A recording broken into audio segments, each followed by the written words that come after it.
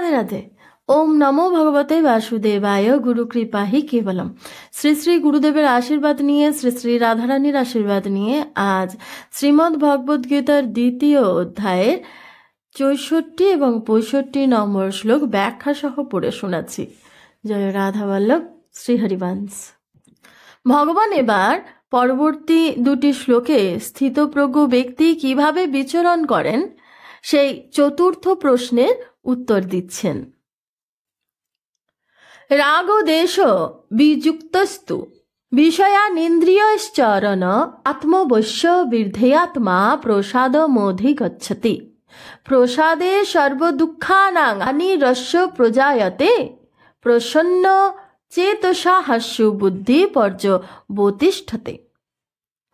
অর্থাৎ বশীভূত চিত্ত অন্তঃকরণযুক্ত সেই কর্মযোগী সাধক অনুরাগ ও বিদ্বেষ মুক্ত হয়ে নিজ বশীভূত ইন্দ্রিয়গুলির দ্বারা বিষয় সেবন করে হৃদয়ের প্রসন্নতা লাভ করেন। হৃদয়ের প্রসন্নতা জন্মালে সাধকের সমস্ত দুঃখ দূর হয়। এইরূপ প্রসন্ন হৃদয় সাধকের বুদ্ধি নিঃসন্দেহে অতি শীঘ্র পরমাত্মায় স্থিতি লাভ করে। পূর্ব শ্লোকে ভগবান বলেছেন যে আসক্তি নিয়ে বিষয় চিন্তা করলে পতন হয়, আর এখানে বলেছেন যে আসক্তি ত্যাগ করে বিষয় ভোগ করলে উত্থান ঘটে। আগে বুদ্ধিনাশের কথা বলেছিলেন, আর এখানে বুদ্ধির স্থিতি হওয়ার কথা বলছেন। এইভাবে পূর্বে কথিত বিষয়ের থেকে এই শ্লোকে কথিত বিষয়ের তফাৎটি বোঝানোর জন্য এখানে তু পদটি ব্যবহৃত হয়েছে। বিদ্ধে আত্মা, সাধকের নিজ চিত্ত নিজের বশে রাখা উচিত। চিত্ত বশীভূত না হলে কর্মযোগে সিদ্ধি লাভ হয় না, বরং তখন কর্ম করতে গেলে বিষয়ে অনুরাগ জন্মায় এবং তাতে পতন হওয়ার সম্ভাবনা থাকে। প্রকৃতপক্ষে সকল সাধকের উচিত যে নিজ চিত্তকে বশে রাখা। কর্মযোগীর জন্য তো এটি বিশেষ প্রয়োজন আছে। আত্মবৈষয়ী রাগ দেশ বিযুক্তই ইন্দ্রিয়ই বিধে আত্মা পদটি যেমন অন্তঃকরণকে বশে রাখার অর্থে ব্যবহৃত হয়েছে, তেমনি আত্মবৈষয়ী পদটিও ইন্দ্রিয়গুলিকে বশীভূত করার অর্থে ব্যবহৃত হয়েছে। অর্থাৎ ব্যবহারের সময় ইন্দ্রিয়গুলি নিজের বশীভূতে থাকা উচিত, আর তা করতে হলে বিষয়গুলির অনুরাগ ও বিদ্বেষ বর্জিত হওয়া আবশ্যক। এইরূপ কোনো বিষয় ইন্দ্রিয় দ্বারা গ্রহণের সময় তা যেন অনুরাগ পূর্বক না হয়, বা কোনো কিছুর ত্যাগও যেন বিরাগ পূর্বক না হয়। কারণ বিষয়গুলির গ্রহণে অথবা বর্জনে ততটা গুরুত্ব নেই যতটা আছে ইন্দ্রিয়গুলিতে অনুরাগ ও বিরাগ না হতে দেওয়ায়। তাই তৃতীয় অধ্যায়ের ৩৪তম শ্লোকে সাধকদের সাবধান করে বলেছেন যে সকল ইন্দ্রিয়ের অনুকূল ও প্রতিকূল বিষয় ভেদে অনুরাগ ও বিদ্বেষ আছে। সাধক যেন এগুলির বশীভূত না হন, কারণ এই দুটি সাধকের শত্রু।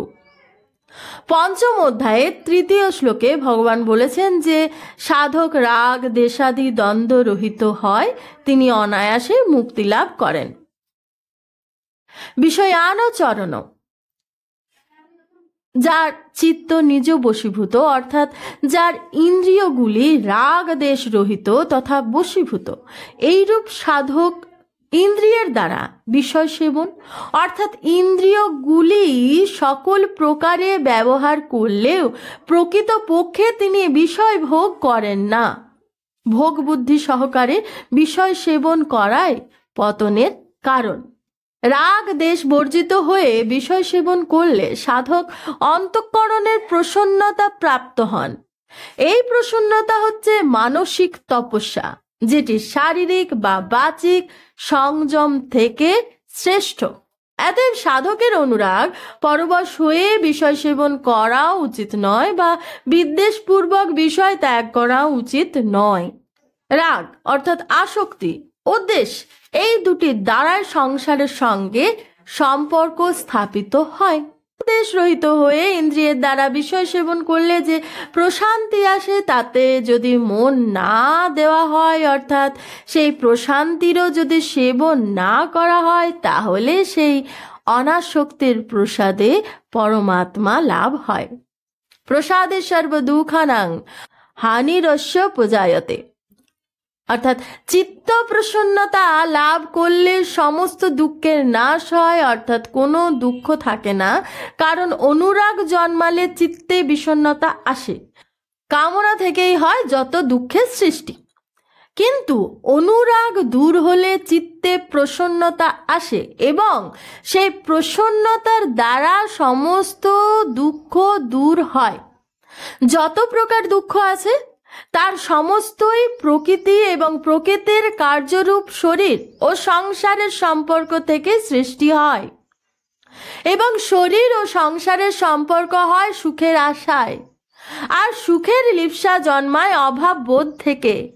কিন্তু যখন প্রশান্তি আসে তখন অভাব বোধ দূর হয়।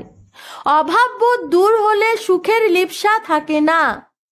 সুখ লিপ্সা না থাকলে শরীর ও সংসারের সঙ্গে সম্পর্ক থাকে না, এবং সম্বন্ধ না থাকলে সমস্ত দুঃখের অবসান হয়। সর্ব দুঃখানাং হানি, অর্থাৎ প্রসন্নতার দ্বারা দুটি ব্যাপার হয়।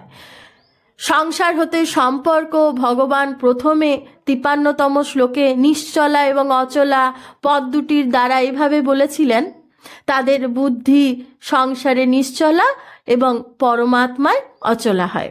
এখানে সর্ব দুঃখানাং হানি বলার অর্থ এই নয় যে তার নিকটে কোনো দুঃখদায়ক পরিস্থিতি আসতেই পারে না, বরং এর তাৎপর্য এই যে কর্ম অনুযায়ী তার নিকট দুঃখদায়ক ঘটনা বা পরিস্থিতি আসতে পারে, কিন্তু তার হৃদয়ে দুঃখ, শোক বা কোনো চাঞ্চল্য আদি বিকৃতি আসতে পারে না। প্রসন্ন চেতস হাস্যু বুদ্ধি পর্যবতিষ্ঠতে। প্রসন্ন অর্থাৎ স্বচ্ছ চিত্ত সম্পন্ন ব্যক্তির বুদ্ধি অতি শীঘ্র পরমাত্মায় স্থিত হয়, অর্থাৎ সাধক স্বয়ং পরমাত্মায় স্থিত হন, তার বুদ্ধিতে কোনো প্রকার সন্দেহ আর থাকে না। সাধকের ভাবের দুটি ভাগ আছে, একটি হলো ভোগের আর অন্যটি হলো যোগের। অনুরাগ ও বিদ্বেষযুক্ত ভোগী ব্যক্তি বিষয়ে চিন্তা করলেও তার পতন হয়, কিন্তু রাগ দেশ বর্জিত যোগী ব্যক্তি যদি বিষয় আদি উপভোগ করেন তাহলে তার পতন হয় না, তিনি পরমাত্মাকেই প্রাপ্ত হন। রাগ দেশ রহিত মানুষ ভোগ বুদ্ধি সহ বিষয় আদি সেবন করেন না, অর্থাৎ ভোগজনিত সুখ রস গ্রহণ করেন না, কারণ তা তার ধ্যেয় অর্থাৎ লক্ষ্য বা উদ্দেশ্য বিষয় ভোগ কিন্তু নয়, তাই তার হৃদয় নির্মল থাকে।